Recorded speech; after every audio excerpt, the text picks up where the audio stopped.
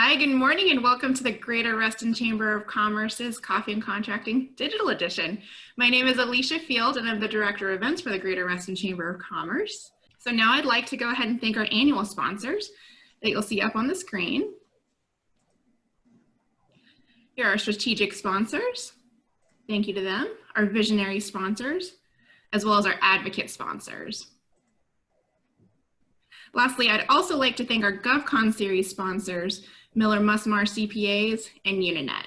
So without further ado, I'd like to introduce today's speakers. We have George Bills, owner of Logistical Security Services, and Katherine Deming, who is also on our GovCon Council, thank you, account executive with BEI, who will walk us through CMMC Level 1 certification. So George and Katherine, take it away. Hi, everyone. Good morning. It's good to see so many familiar names out there on the attendees list. For those of you that don't know me, my name is Katherine Deming. I work for BEI Business Engineering. We are a managed service provider in Washington, D.C. We are actually out of Reston, but we serve the greater D.C. metro area, providing cybersecurity and basic outsourced IT needs. And I would like to introduce my partner in crime, George Bills. Morning, everybody.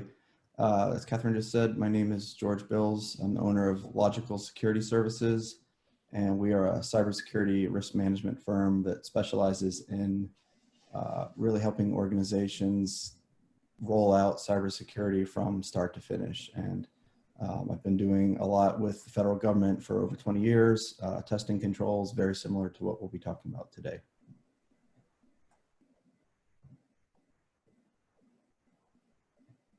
All right, take it away, Okay. George. So starting on slide 9, really talking about CMMC. The first couple slides here are kind of an overview of CMMC. It was kind of created by the Office of the Undersecretary of Defense for Acquisition and Sustainment.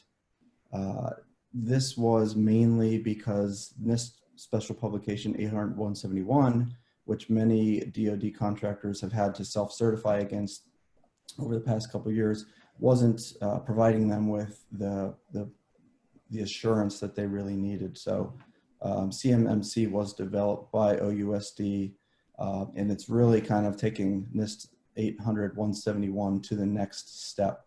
Like I said, DoD contractors were having to self-certify, but a lot of times what they were really doing was just developing a security plan and having a long list of POAMs. DoD would notice this. They would notice that people really weren't compliant. They didn't have the controls in place. And so they needed a way to get more assurance that organizations were actually implementing the controls that they were saying they had in place.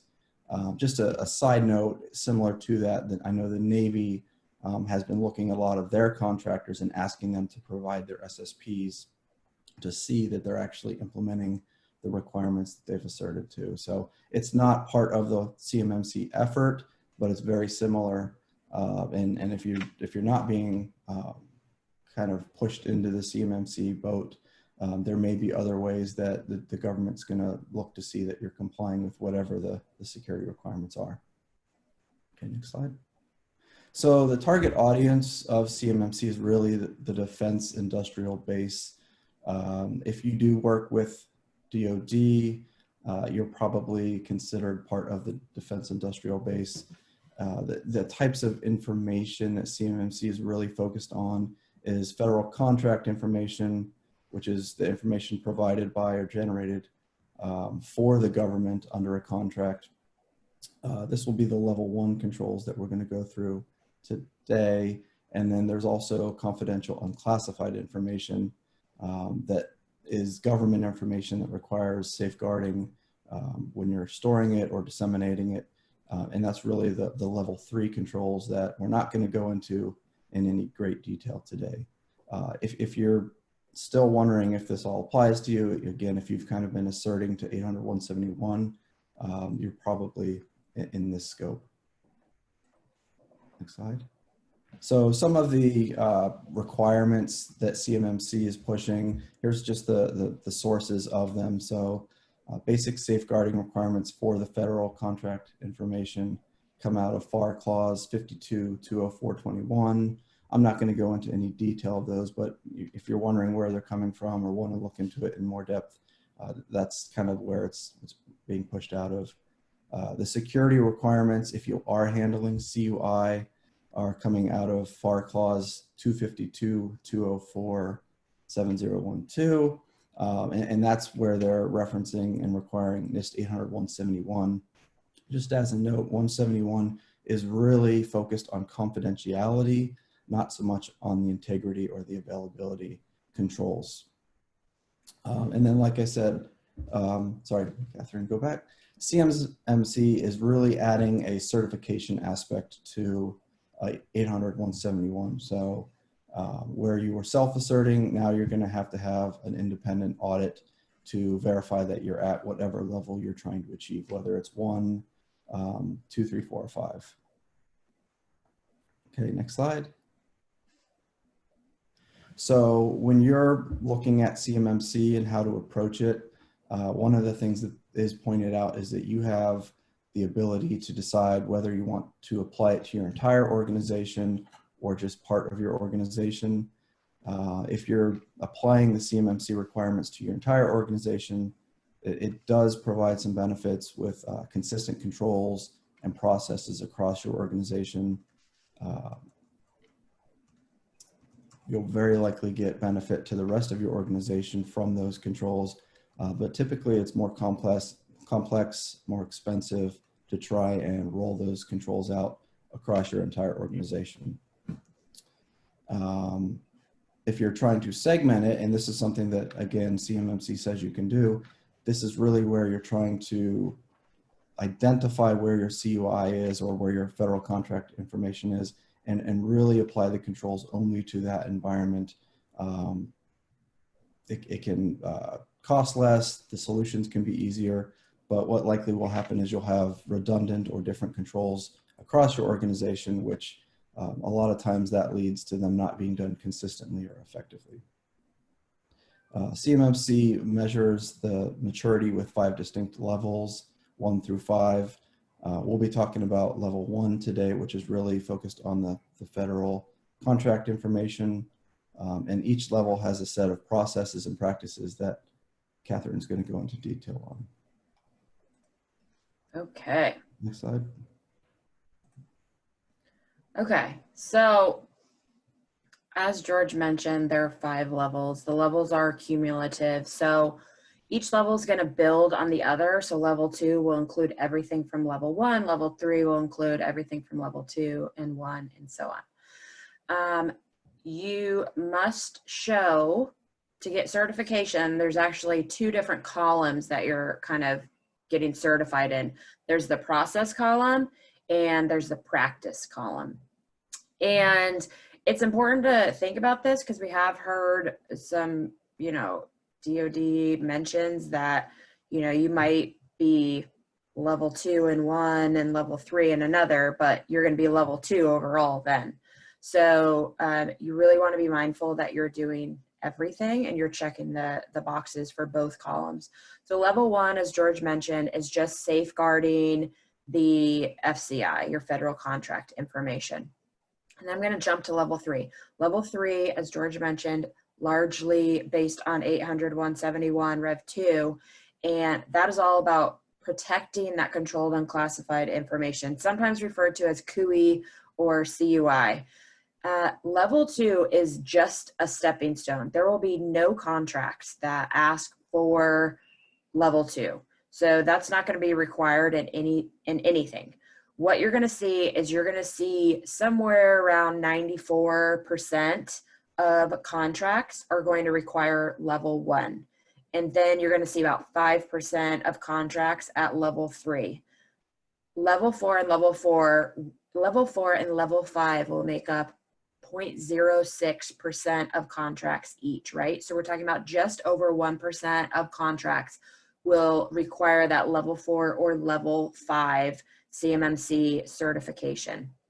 And level 4 and level 5 is really just about additional processes, and it's ultimately having cybersecurity that's protecting you against advanced persistent threats. So advanced persistent threats are nation state actors, right? Or just highly organized groups that are trying to get information from you, usually actual nation states or sponsored by, or, you know, somehow tied there. But there are APTs that are outside of that. So level 1, we talked about those 2 columns, right? The process column and the practice column.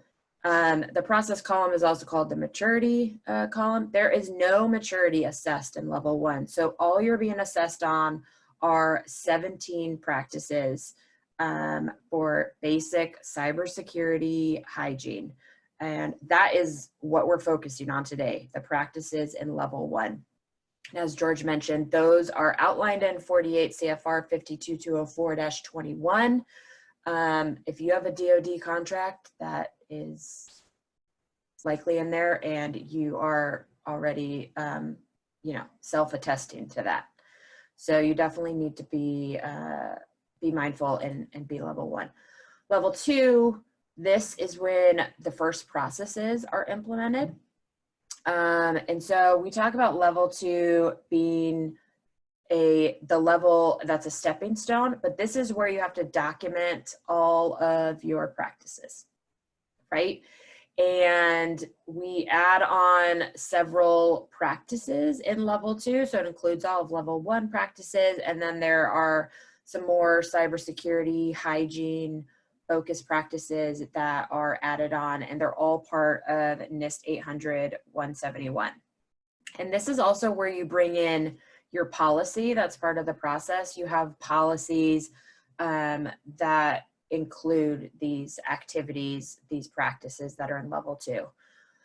Level 3 is when you are holding or transmitting CUI, controlled and classified information. It also adds on another process level, right? A little bit more maturity. And there's a big jump between level 1 and level 2. You're talking about over 100 more practices in level 3 from level 1. So it is a big step. That's why you have level 2 in between as sort of a stepping stone. It kind of outlines maybe like a roadmap to get to level 3. But like I said, no contracts will have level 2 in it. Level 4 and level 5, these are, you know, much more advanced. Each one adds a process to protect CUI from APTs. And this is, you know, this is all about just being a more mature organization overall. So it goes beyond the documentation and some basic cybersecurity things like log reviews, and really just changes your posture into proactive items or proactive stance, right? And so level 3 does have some proactivity in it, absolutely, but level 4 is much more proactive, and level 5 is just things are ironed out, you're being proactive, but you're also sort of all cylinders are turned on.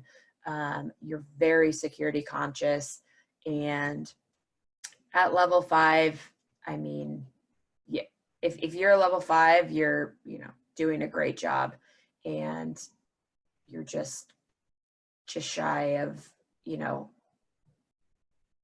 what a government system basically is going to be doing outside of, you're going to have a lot of additional controls in place if you're level 5, just because you are likely going to be handling even more than CUI at some point. Maybe not on the same system, but if you're in that level, then you've got your eyes on some other things. Okay, so overall CMMC has 17 domains. Level 1 certainly does not handle all 17 domains, but these are a list of all the domains. The ones that we've bolded, asset management and recovery, those are ones that aren't in 800-171. So those are ones that are added on. So a lot of times you'll hear about NIST 800-171, and it'll reference like 110 controls, right? Those are the practices that you've put in place. Then CMMC actually adds on another 20 controls, and those fall in some of the other categories, but they definitely mainly fall in asset management and recovery, which aren't in 800-171. Okay, so CMMC Level 1 has 6 out of those, 6 domains out of those 17 domains, and it has 17 controls. So these controls, again, have no maturity related with them and no process related with them. So what we're going to do right now is we're going to jump through the Level 1 controls.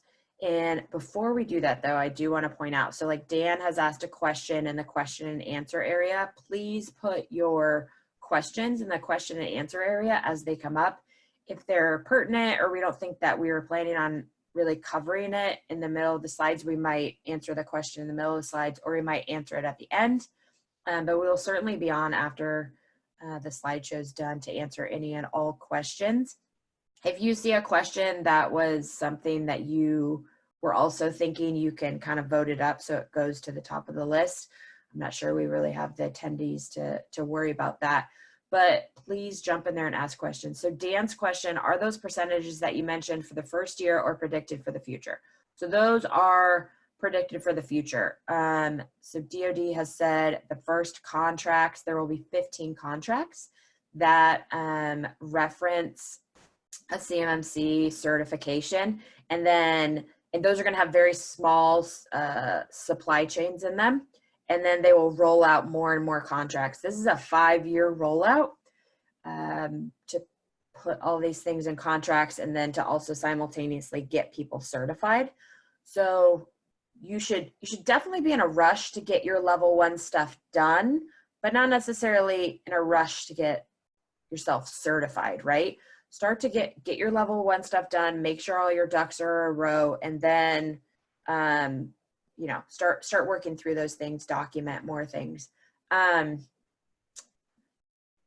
So the percentages come from Katie Arrington and Stacy Boschik, who are, Katie Arrington is the CISO in OSD. For DoD, she's spearheading much of the CMMC. She calls herself the mommy of CMMC. And then Stacy is the project manager for all of CMMC. So coordinating, you know, the Johns Hopkins resources and the local DoD personnel who are working on different parts of the program.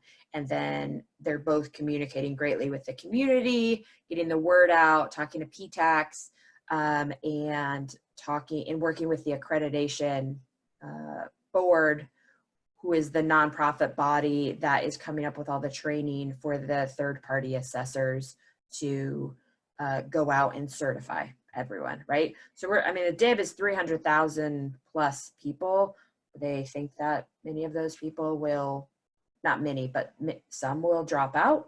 And then, you know, the rest are going to have to get certified within the next 5 years if they want to continue to win and work on DoD projects.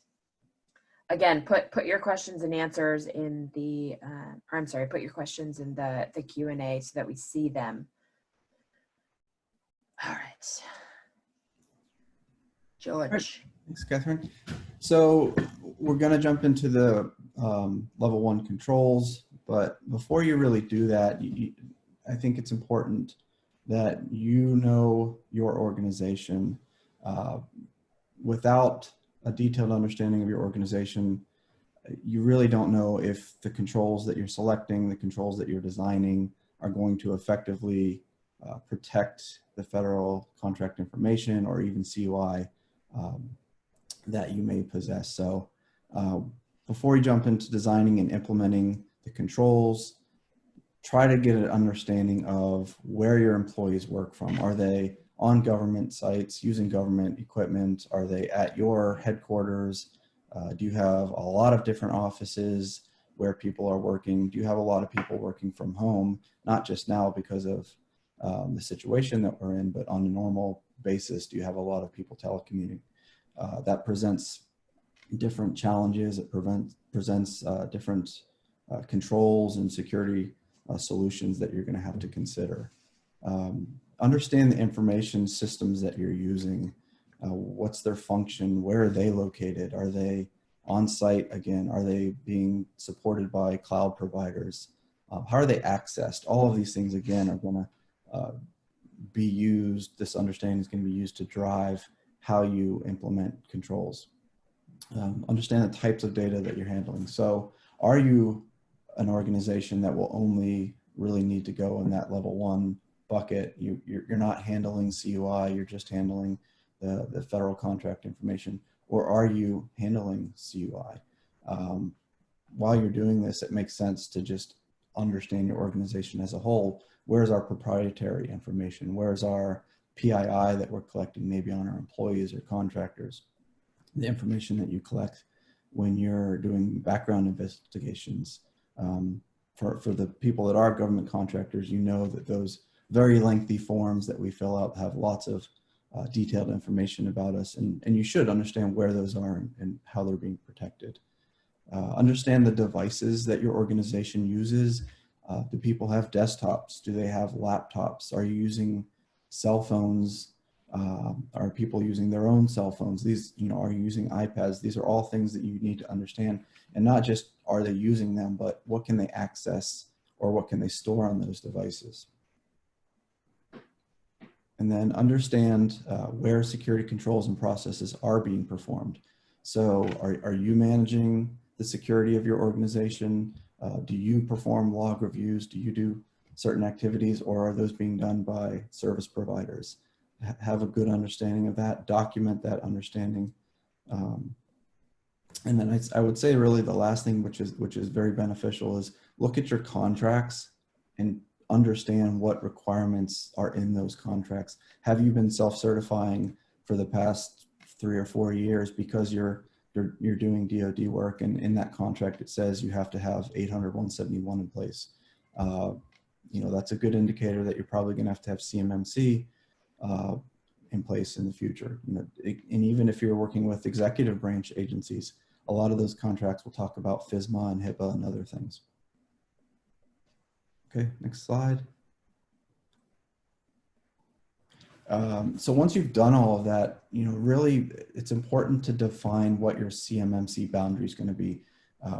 What's going to be included? Is it your entire organization, like I was saying earlier, or is it going to be just a part of your organization that handles or collects or processes the federal contract information, or even CUI? Document what is included in the boundary. So while documentation isn't really a key part of level 1, documenting your understanding of your organization, documenting what is your boundary for level 1 is something that you should definitely do. You can use that to guide all of your future decisions. And frankly, when an auditor comes in to determine if you're level 1, they're going to need to determine what's in scope. What in your organization am I looking at, do I care about, to test whether you're complying with level 1. So the more you have it documented, here's the part of my organization that handles government data, here's what's included and what I want to be tested to determine if I've met the level 1 or level 3, the better. And then from all of that, you can design and implement your controls to focus on the boundary that you've selected. Next slide. So like I said, while documenting policy and procedures are not really part of this level 1, you should still have all of this documented. It just makes sense. It's gonna allow you to make better decisions and do things on a more consistent and focused manner. So some of the things, again, you should document are your organization, kind of what are the key processes, what are the activities, your boundary selection, how you're going to go about designing and implementing the controls, whether it's level 1 or 3 or 4 or 5, and then any of the systems or processes that are important. Identify those, because as you see when we go into the controls and it talks about access controls and limiting access, well, access to what? So you should really have that identified already, so that you can show the tie from here's where the CUI is, or here's where the federal contract information is, and here's how I'm protecting it. Okay, so the first controls that we're going to talk about are the access controls. There are 4 level 1 controls within access controls. And what you'll see is AC.1.001. This is the CMMC identifier. And then you can see how it correlates directly to one of the NIST 800-171 controls. So within NIST 800-171, it's 3.1.1. Now, like we said earlier, there's some controls under recovery, under asset management that don't tie back to 800-171, but the overwhelming majority do. So if you've been self-certifying to 800-171, hopefully you already have a lot of this in place. So AC.1001 is about limiting information system access to authorized users, processes, acting on behalf of authorized users or devices. So for you to implement this control, you need to understand what systems do I care about here? Where is that data? What users have access to that data? So if I have a system that's processing federal contract information, all of the users, all of the individuals that have access to that system should be formally approved. You shouldn't allow everyone access to it. You should limit access based on need. They do use the word system here, but I think it's important to understand you may have a lot of your contract information in file folders. So I would also consider file folders in this as something that I want to limit access to. Make sure that access is appropriate. Processes, this is a little bit more of a technical thing, but if you have processes that run that can do certain administrative tasks on systems, you want to make sure that those are appropriate. Oh, go back, sorry. Oops, sorry. So the next AC.1.002 is limit information system access to the transactions and functions that authorized users are permitted to execute. So you've already authorized users to have access to the system or the folder where the federal contract information is. What access should they have within that system or within that folder? Should they have read, write, execute? Should they be able to do everything, or should they only be allowed to read or only be allowed to update something? These are things that you want to determine. This is really kind of the least privilege concept, where I'm only going to give you access to do the things that you absolutely need to do to perform your job function. AC 1.003 is verify and control limit connections to and use of external information systems. So the first thing you should be asking is, do I have external information systems? And if you do, hopefully you've identified that in your boundary. And then again, this is very much like the first 2 controls. It's about determining who has access to it. How am I going to limit access to those external information systems? How am I going to control what people can do within those systems? AC.1.004 is about publicly accessible information systems. So again, this should be in your boundary. This should have already been kind of figured out. Do you have publicly accessible information systems? If you don't, this is a control that would kind of be not applicable. I don't recommend you just say not applicable and ignore it. If it is something that is not applicable, you should very clearly document why it's not applicable. You don't process or post public information. You know, you would definitely want to put that. You would definitely want to have a policy that says you don't do that. And you probably really want to consider having some kind of control that says, how do we make sure this doesn't happen? So if there is a risk of somebody posting something on Facebook or wherever, you know, how do you limit that risk? This includes like your website too, right? So most people Yes. are gonna have a website, but if you didn't have a website, that social media posting and policies around that would be key.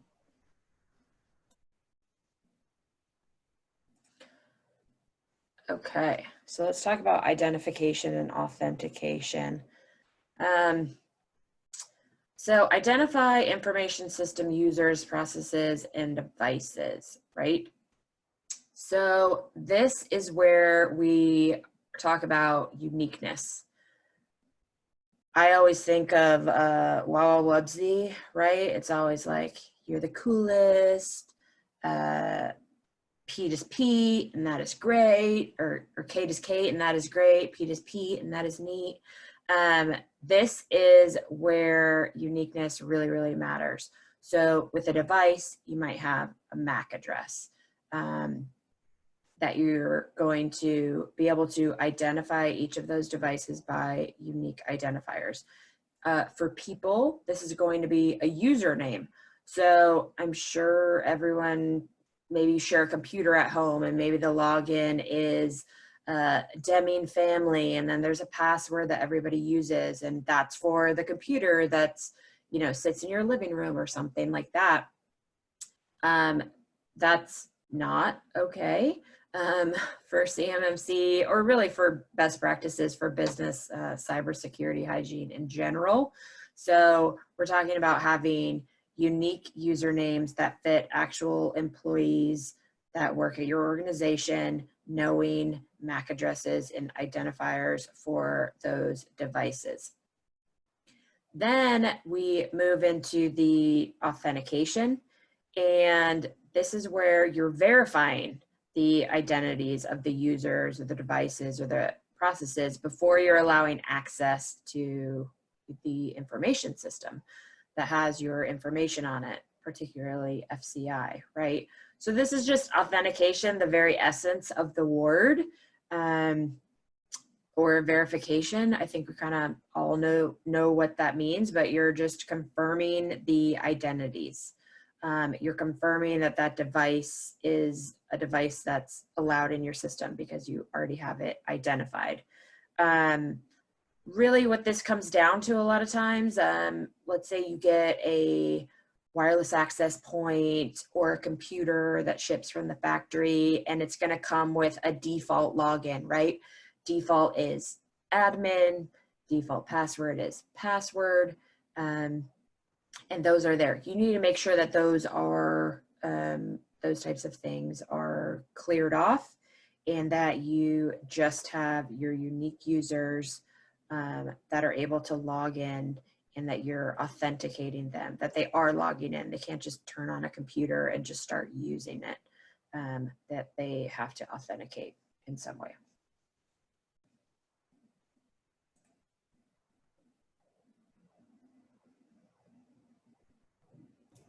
Okay. So I saw there was a question about when you should get certified, and whether it's a kind of a process that you do at the same time as implementing all of these controls.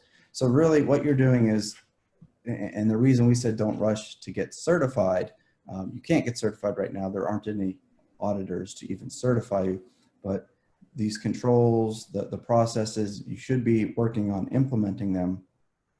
Don't rush to get certified really means don't rush to have that auditor come in and kind of stamp you as a formally level 1.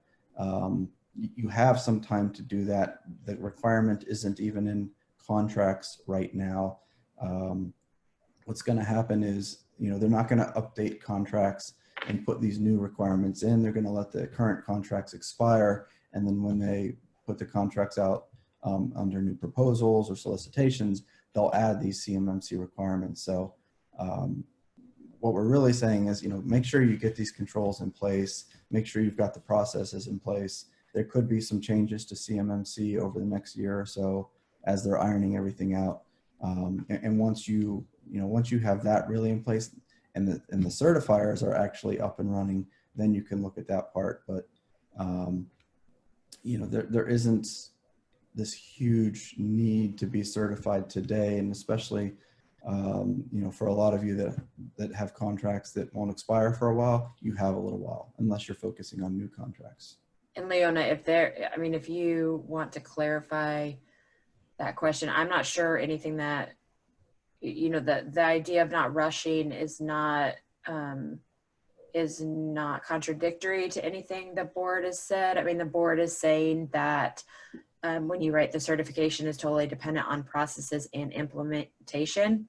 That is absolutely true. Like, you need to get ready and then you need to stay ready, right? And that's what the certification will be on, that you have gotten ready and you're continuing to do the things that you said you were doing. You're continuing to update things. You're continuing to practice those processes, and you're continuing to keep all those controls in place. So CMMC is not like, okay, you're done and that's it. It's a continual thing that you will continue to do throughout your life cycle as a business. So I hope that answers your question, but let us know if it doesn't. Okay, media protection. So sanitize or destroy information system media containing federal contract information before being disposed or released of. So again, where is your federal contract information? You really need to understand that for this control to be effectively implemented. Is it, again, in a central location? Are you allowing people to have it on their laptops? Is it on backup drives that maybe are sent off-site? Is it on cell phones? You need to understand that. Are you using flash drives potentially? Having an understanding of where this federal contract information is will then allow you to have a good media protection control, so that anytime an asset needs to be basically taken out of your inventory, it gets properly disposed of. NIST has a special publication, 888, that goes into detail about this. You really should, if you're going to have a media protection or a disposal process, take a look at that. It'll tell you some of the better ways to do it. If you're handling CUI, then again, it becomes a lot more sensitive, and you want to make sure that the way you're disposing of things is proper. Another important thing here really is, how do you know you're following this process? Auditors are very focused on evidence when they evaluate things. And so when you're getting certified at level 1, they're going to want to see evidence of a media protection control being in place. So think about how you can demonstrate that you're doing that. How can you demonstrate that that media is being sanitized or destroyed when it needs to be? Okay, next slide. Physical security. Limit physical access to organizational systems, equipment, and the respective operating environments to authorized individuals. Again, this should go back to your boundary. Is it your entire organization? Is it a part of your organization? That should be kind of the first thing. And then, how are you going to limit physical access? Do you have publicly accessible locations? Are you working from your home? Are you working at a headquarters? Are you working on site? These are things to consider. We're all familiar with most physical security controls. You've got locks, you've got cipher locks, you've got different types of physical ways of securing things. If you're using portable devices and it's containing that federal contract information, how are you limiting physical access to that? So if people are using their laptops, do you have policies? Do you have something that says don't leave them in your house, or don't leave them in your car overnight? Put them in your house, make sure they're secured, make sure they're locked up. These are all things that you want to consider. So the next controls escort visitors and monitor visitor activity. So most of the organizations I've seen have started to do a very good job with this. You come in, you have to sign in, you're given a visitor badge, somebody escorts you. Not a hard thing to implement, but it is something that you should do. And if an auditor comes to certify you for level 1, I think it's a pretty easy one for them to observe when they're coming into your organization. Maintain audit logs of physical access. So this can just be a handwritten book. It can be some kind of iPad where you have digital sign in, but you want to have evidence again of how people are being logged in.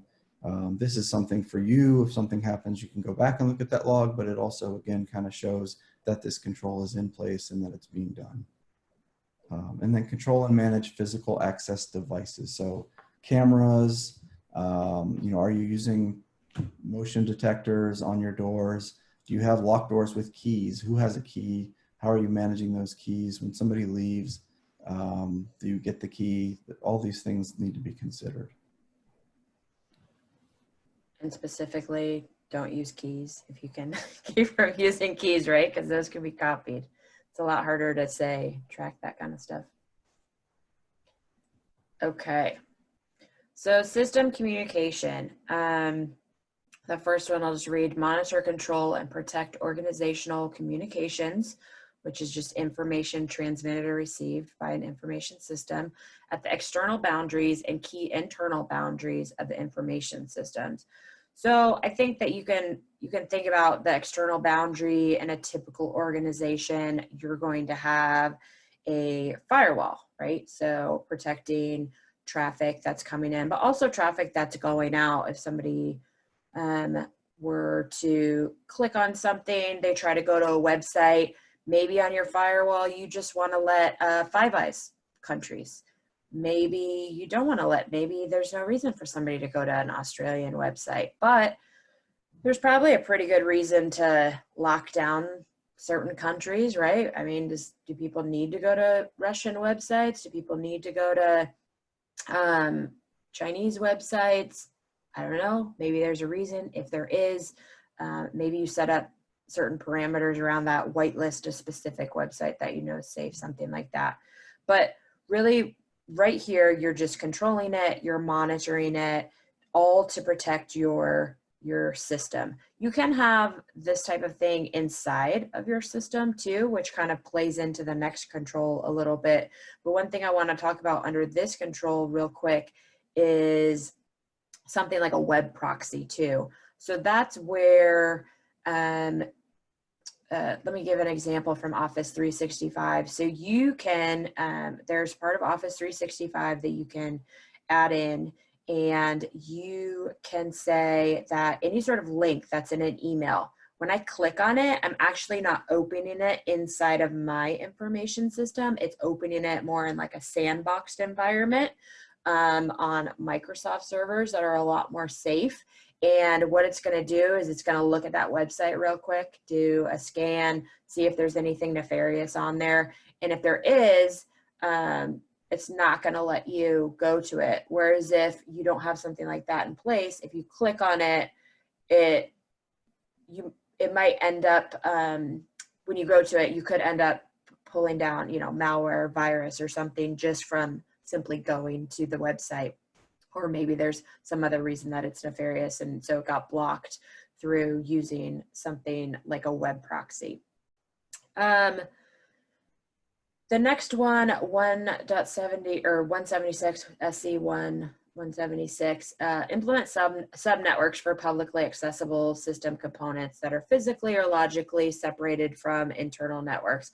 So I don't think we necessarily need to talk about air gapping at this time, but you can think about if you were hosting your website, for instance, you would want to put that in a different area of your network than where you're even hosting personnel files, or specifically FCI for these purposes. But for anything that's important, that's internal, any of your intellectual property, you don't want that sitting in the same area of your network where your website is. So when you're, they call this like a DMZ, demilitarized zone.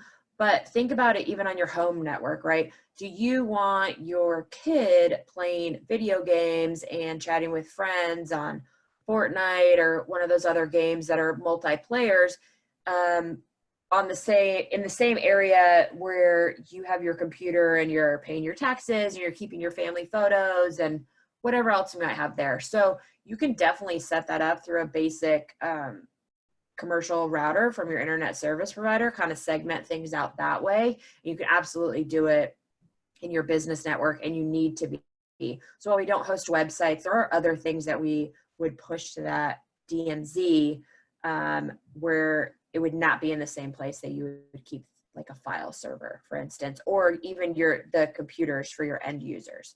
So you want to separate those things out that are publicly accessible to outside your organization, where people can come in and use those systems.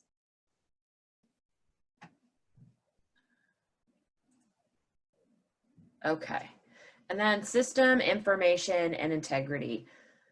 This, just holistically, this is going to cover your antivirus, your anti-malware, basic kind of like patch management of your systems.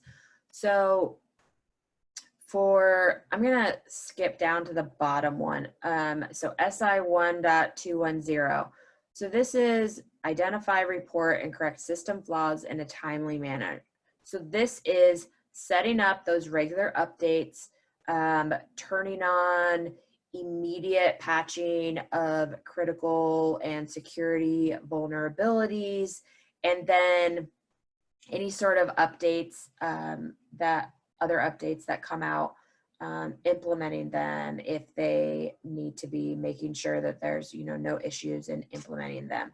But honestly, for the basic solopreneurs or entrepreneurs that just kind of have a few people, or maybe it's just yourself, you just want to make sure that you turn on those updates and that they're happening regularly and that they're definitely happening, right? So jumping back up to the top to 2.11, this is your anti-malware, this is your antivirus. And I mean, my main advice here, other than to have it, is pay for it. So don't go out there and get free software that is an anti-malware software or an antivirus software. Just pay for one of those good brand names, not Kaspersky, but you know, your Trend or your Cylance, something that is good and that you haven't heard bad things about, particularly something that's in the US or is US based company. For 2.12, update malicious code protection mechanisms when new releases are available. So with those AVs and those anti-malware softwares, make sure that you have checked the box and that they are automatically being updated. Those things are no good if they are not constantly receiving new virus definitions, new malware signatures, so that when things come into your information systems, they can scan them and identify bad stuff and keep it out and quarantine it. So you need to make sure that those things are constantly being updated. And basically 2.13 is an extension of that. Perform periodic scans of the information system and real-time scans of files from external sources as files are downloaded, opened, and executed. So what this is saying, you plug in a thumb drive, maybe you still have a disk slot or a CD drive or something like that. Before you open a file or before you open that, or before you go into the folder for the USB or something, you're gonna right click on that typically and you'll be able to scan that. And it's gonna scan it under the most current virus and anti-malware definitions that you have based on which one you selected when you said you were gonna scan it. So it's gonna scan that and make sure that there's nothing in that file before you open it and move it onto your information system. And listen, you can also scan your computer system. So one thing that you might do is you might set up a weekly scan, a nightly scan, or just some sort of regular interval so that it's taking all those virus definitions and malware signatures that it's been updating, you know, constantly, and it's looking back at your system. Things are already on your system and saying, hey, we have all these new signatures. Is there anything else? Like, is there anything on here that maybe was on here before, but now it's been identified and now we need to quarantine it, right? So that's what that is. So this one I feel like is one of the easier ones to do. You're putting on your AV, you're putting on your anti-malware, you're running those updates regularly, you're just getting yourself on a schedule. And this is sort of, I think, that sort of gateway and first step into a lot of those processes that are in later levels of CMMC, where you need to do things on a schedule, right? So this sort of is that first way that, in a very simple way, that you can write down, this is what we're doing, this is a schedule we have here, and get all of that documented. And then you'll be able to see how that will transfer to other things that you do in later levels if you decide to implement greater cybersecurity hygiene and other processes. Okay, so we're now to the questions. I see some questions over here. What do you project as the process to become a CMMC auditor or CMMC audit organization? George, do you want to take that one? Sure. So there's a organization that's working on defining the requirements right now. The website is cmmcab.org. You can go there for all of the latest information. Right now, they're putting groups together to kind of define what it will look like. You know, what training do the auditors need? What's the criteria to become an auditor? All of the things around this are still being fleshed out. I mean, I think the closest thing we have to this right now is FedRAMP with the 3 PALs, and they're calling these auditors C3 PALs. So, you know, it's going to be very similar. If it's like FedRAMP, your organization is going to have to show that you meet all of the different criteria that are needed to show that you can effectively do an audit. So, you know, what types of experience does your organization have? What kind of training do you have? Who are the people within your organization that will be doing this? Those are some of the things that FedRAMP looked at to certify 3 PALs. And so I'm assuming it'll be somewhat similar to that, where they'll come up with criteria. You'll have to kind of put together how your firm meets that, and then submit it and get approved as an auditor. But again, this is still being kind of worked out, so it's probably going to be a couple months before it's very clear exactly how they're going to vet firms for this. And I know I've heard some talk that to be an auditing firm, they're throwing around that you might, like your ownership might need a TS clearance. I've heard that as one possible item. But you know, in the past, George, you used to work at a firm that was an auditing firm. Did you guys, as part of your process to become an auditor, did you all also have to be at the same level as the people that you were auditing, or did you have basic cybersecurity requirements? Oh, sure. I mean, every contract had security requirements. Both, you know, I have a top secret security clearance. We had to comply with FISMA. We had to self-certify against 800-171. So all of those requirements were pushed on us. I see Ken Davis. If it's the Ken I know, hi Ken.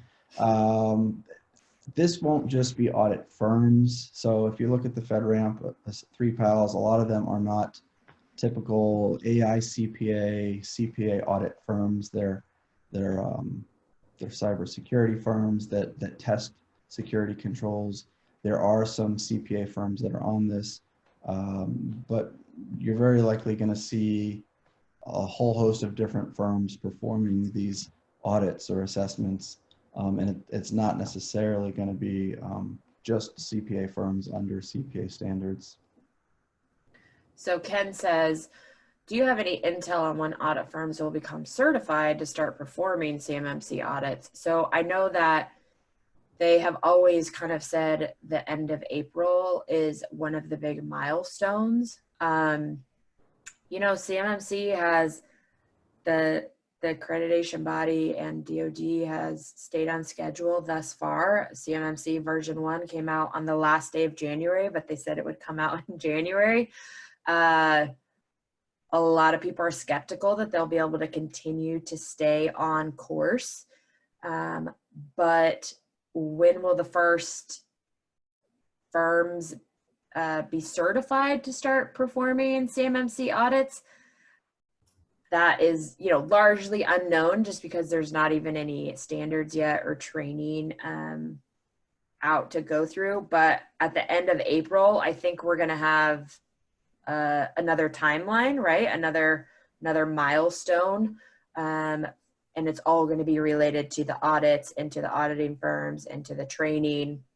And part of the reason why they only plan on certifying 1,500 companies the first year is because of that ramp up, right, of training and getting auditing firms certified themselves, and developing the certification criteria.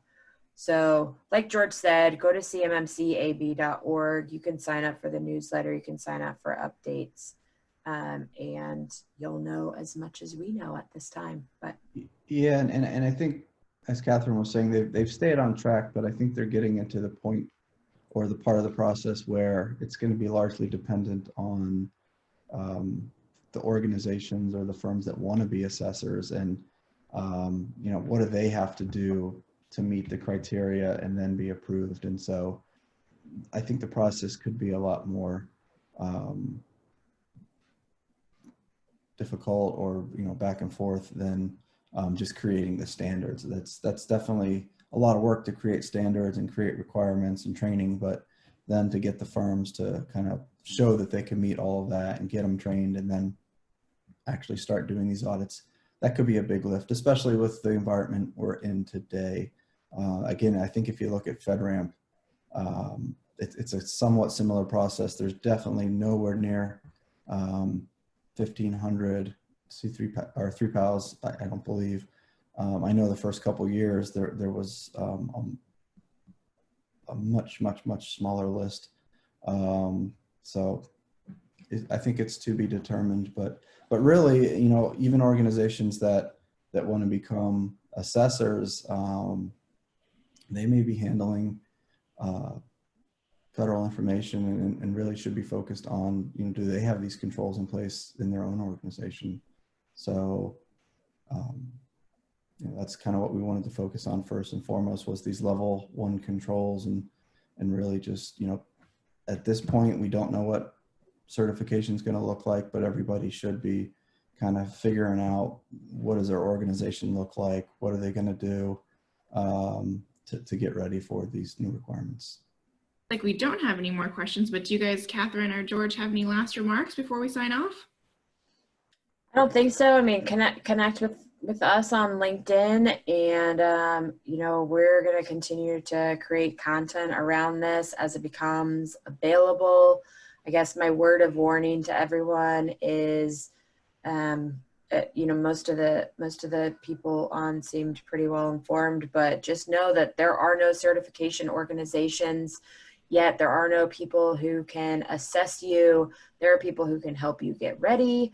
There, you know, people like George who have great long histories doing this within the government, who can obviously help you get to the point where you're ready to have an assessment. But there's nobody that can certify you at this point. There's nobody who can say that they can get you exactly to a level that you'll pass. You know, nobody should be making any of those types of promises. So just beware as this ecosystem for CMMC grows, that you're just sort of cautious, and that you're choosing trusted partners, and that you're also simultaneously following along with everything that DoD and the CMMC AB is putting out.